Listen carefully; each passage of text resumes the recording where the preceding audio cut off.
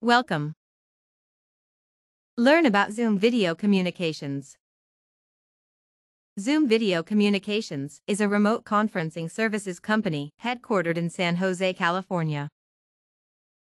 It provides remote conferencing services that combines video conferencing, online meetings, chat, and mobile collaboration. Zoom has outperformed several high-profile IPOs in the tech space, including Slack, Uber, and Lyft, that went public in 2019. History. Zoom was founded in 2011 by a lead engineer from Cisco Systems and its collaboration business unit, WebEx. The founder, Eric Yuan, graduated from Stanford University Executive Program and was previously Vice President of Engineering at Cisco for collaboration software development. David Berman, from WebEx and RingCentral, became president in November 2015. The service started in January 2013, and by May 2013, it claimed 1 million participants. During the first year of its release, Zoom established partnerships with B2B collaboration software providers. Its partnership with Redbooth played a role in adding a video component to Redbooth. Shortly after this partnership, Zoom created a program named Works with Zoom, which established partnerships with multiple hardware and software vendors such as Logitech, Vaddio, and InFocus.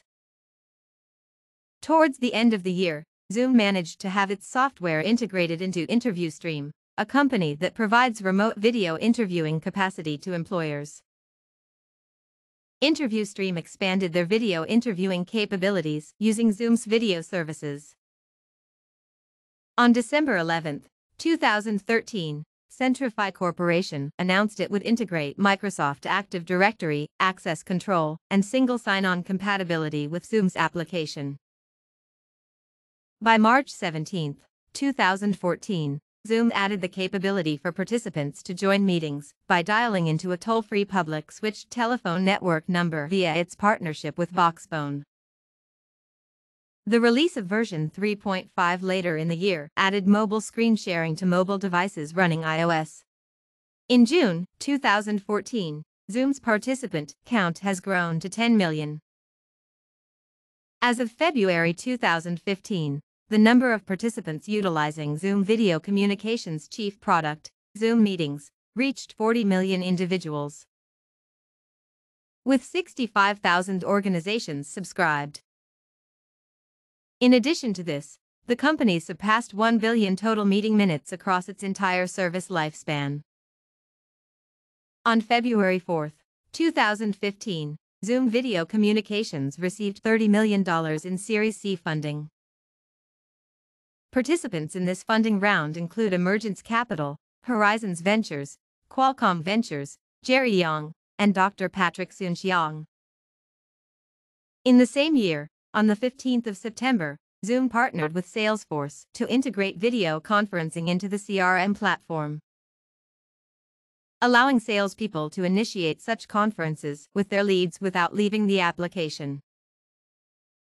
Shortly after this integration happened, on November 3, David Berman, former president of RingCentral, was named president of Zoom Video Communications.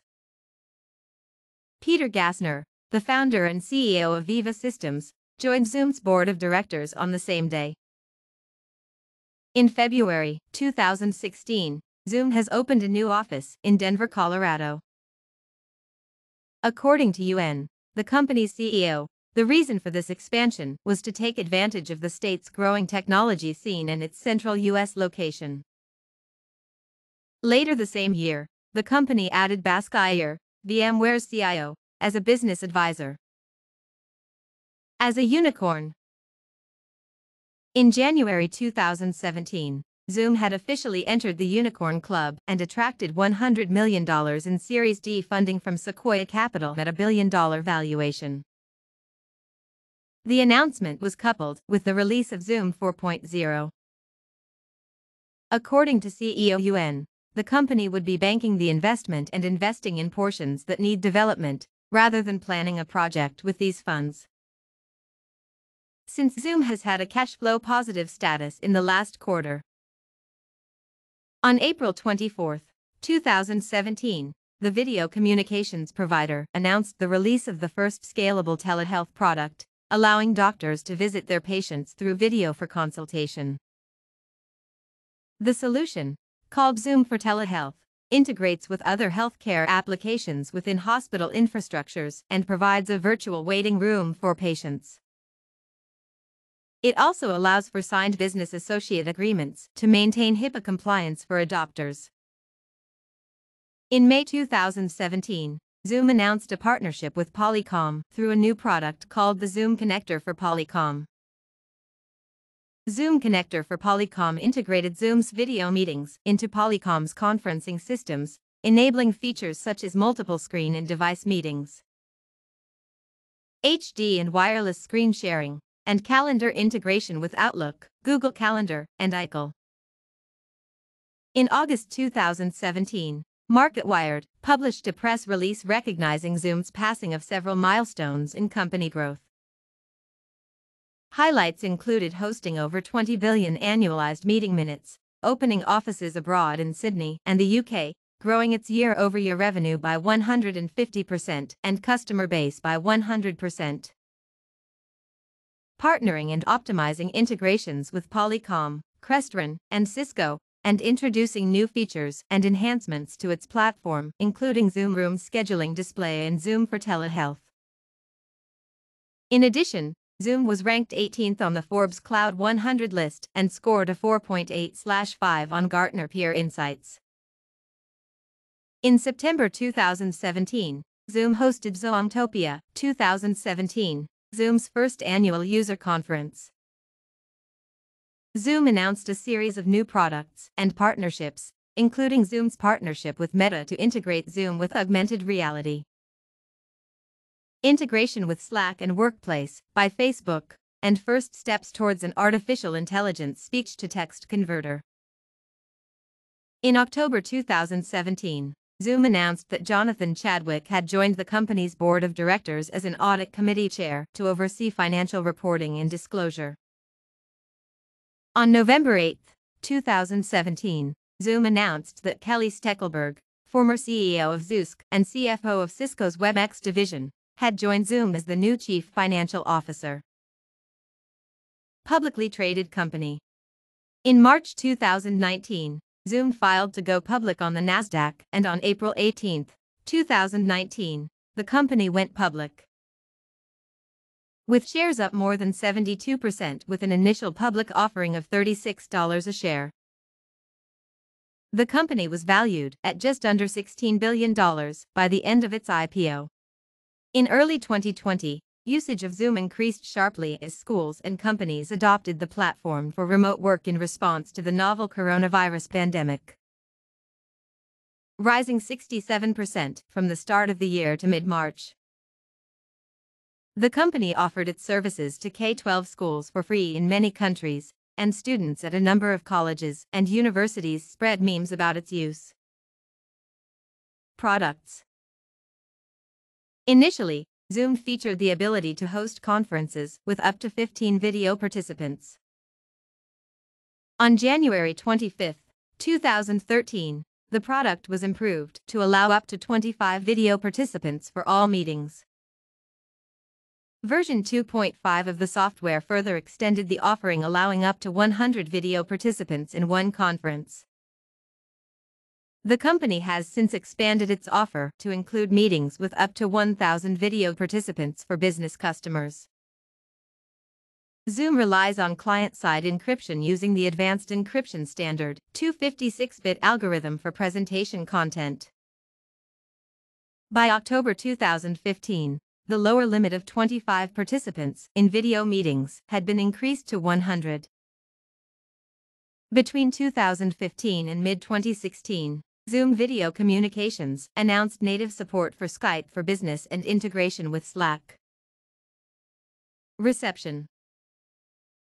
Initially, early adopters like Walt Mossberg were concerned that Zoom's quality could suffer as more users joined the pool. In 2012, Zoom had only about 1,000 people using the service. According to Mossberg, it's possible that if millions use it, speed and quality could suffer. In his review at the Wall Street Journal, he pointed out that Zoom is an attractive alternative to Skype or Google Hangouts. During this pre-release period, small business technology evangelist Ramon Ray had a chance to use Zoom. In Small Biz Technology, Stephanie Ferris covers Ray's experience with the software, saying that Ramon was also impressed with how one of the remote persons on the video conference was able to share their screen. This particular trial meeting took place between him and Nick Chung, Zoom's head of product marketing. On April 2, 2013, 2 months after the launch of Zoom, Judy Schneider and Paul Doherty reviewed Zoom at Construction Executive's Tech Trends section. Their choice of words to summarize their experience was "love at first bite." "The first meeting was seamless," said the authors. "Everyone arrived on time, with little to no wait time." The overall tone of the review was positive, with little mention of caveats in the software. This was also the first review mentioning its REST API. At the time, there were no alternative dial-in numbers, which they pointed out in their article. On December 14, 2013, Zoom has since implemented dial-in access in the release of version 2.5 of its software. On September 2013, when Zoom video conferencing has been released for 6 months, Emily Red wrote a comprehensive review of the software, in which she noted that it's perfect if you want to record your meeting or share your mobile screen, but while there's no time limit on one-on-one calls made with a free account, a potentially annoying issue is that group calls using a free account are limited to a maximum of 40 minutes.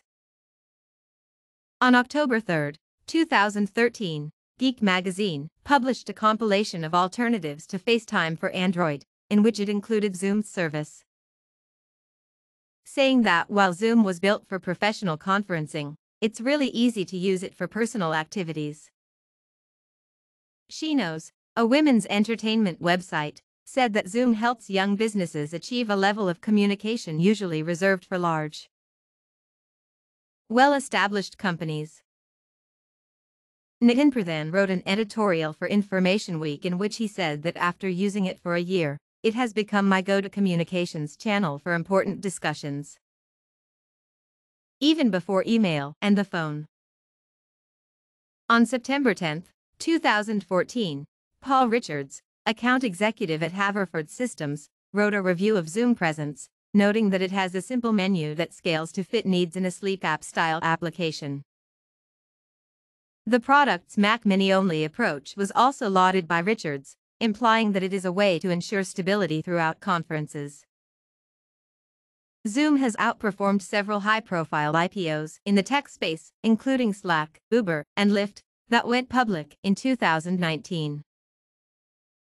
Learn about Zoom video communications. Thank you for watching this video. Goodbye.